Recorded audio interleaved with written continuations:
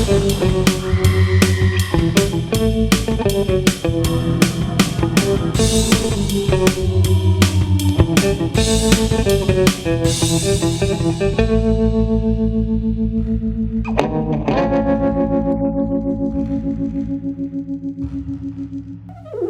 we've dined on the devil's farts bread, we've eaten the eggs of evil, we've chowed down on the smoked bat wings, we've feasted upon the funeral potatoes, we've washed all of that down with a liposuction leftover cocktail, and we've enjoyed a dessert fit for a goblin. How can we top that? How can we round off this fantastically frightening feast of Halloween? Tonight we are going to be making cemetery cookies.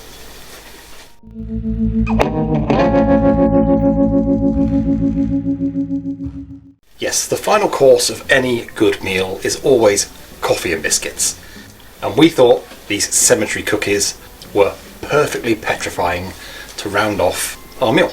Now, why are these called cemetery cookies? Is it just some fancy cookie cutter shape, like a tombstone? Yes, but it's not just that. This recipe for cookies is deemed so good it was found on a tombstone, immortalised presumably by the creator of the recipe for all time, so it would never be forgotten. Now, the creator of this recipe, as far as we know, is one Naomi Odessa Miller Dawson, and her gravestone can be found in Greenwood Cemetery, Brooklyn, which is in New York. And this is the tombstone we're referring to, bearing this wonderful recipe for the cookies we're making tonight.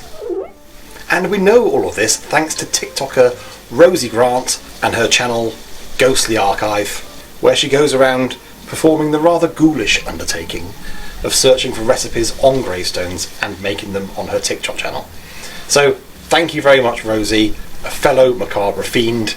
Check out her channel, it's full of good ghostly stuff. But for now, let's get on with these cemetery cookies.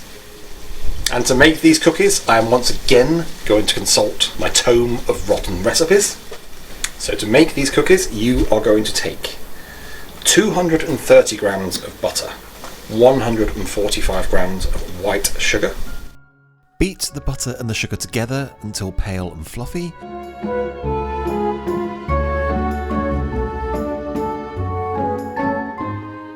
A teaspoon of vanilla extract, 1 beaten egg, 280 grams of plain flour, a half teaspoon of baking powder, and a pinch of salt.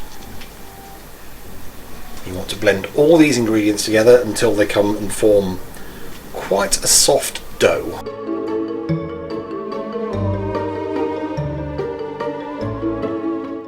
Then I chill that dough down in the fridge for about half an hour or so, let that butter solidify, then got it out, I rolled it and I pressed it into the shapes that I wanted. You can and maybe should use a cookie press. I didn't have one, so I just rolled them and used a cookie cutter. The recipe actually states to use a cookie press, so if you have got one, that might be the way to go. However, let me tell you, I am not disappointed with my results whatsoever. So feel free to follow my slight adaptation if that works for you.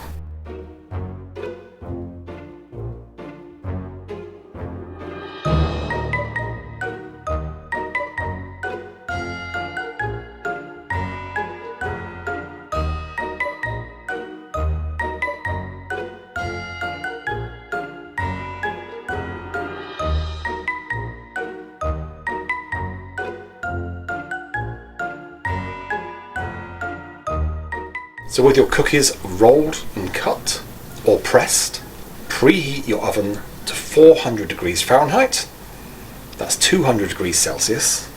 Place your cookies on a baking sheet, making sure there's at least 2 inches between them all.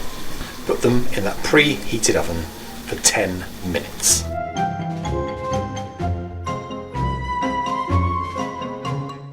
After 10 minutes, you should have something that looks a little bit like this. Let them cool for another 10 minutes on that sheet, and then transfer them to a wire rack and let them cool completely. This could take an hour, a couple of hours, depending on the temperature where you are. And once they're completely cool, it's time to serve. And of course, we are serving these cemetery biscuits with a coffee as black as the Earl of Hell's coat.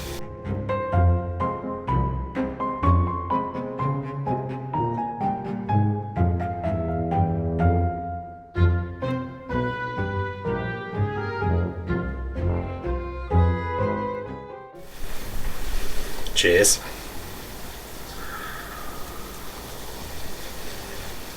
That's good, dark, bitter coffee. What we need to lighten that up is a good biscuit.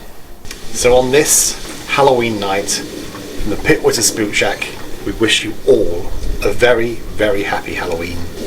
Cheers.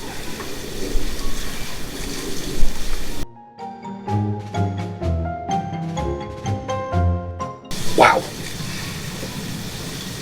That's incredible.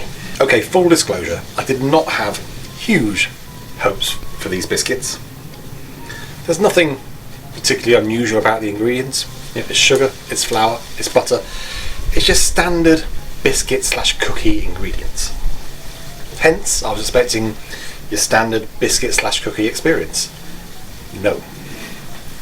These are something special. I can see why Miss Miller Dawson wanted to immortalise these for posterity. They're sweet, but they're not too sweet. They're biscuity, almost bordering on cakey, but with all the best elements of a biscuit and a cake really. A crunchiness, a fluffiness, as I said, a sweetness that's not too sweet, a rich butteriness that's not too cloying or overpowering. They're absolutely wonderful cookies. And I am quite taken aback by how good they are, and I would definitely be making some more.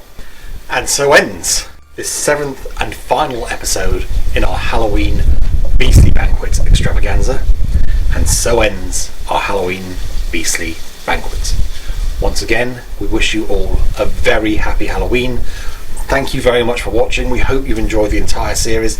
Let us know in the comments what you thought. Let us know if you make any of the recipes from this series. Don't forget to like the video, share it, give our channel a subscription, and make sure you hit the notification bell so you never miss when another video from the Smoke Shack goes live. You can also find us all over social media. We're on TikTok, we're on Instagram, we're on Facebook, we're on X, and all of the recipes from this 7-day Beastly Banquet can be found on our Substack, completely free, along with a whole host of other recipes. Thank you very much again, a very happy Halloween, and we look forward to seeing you next time.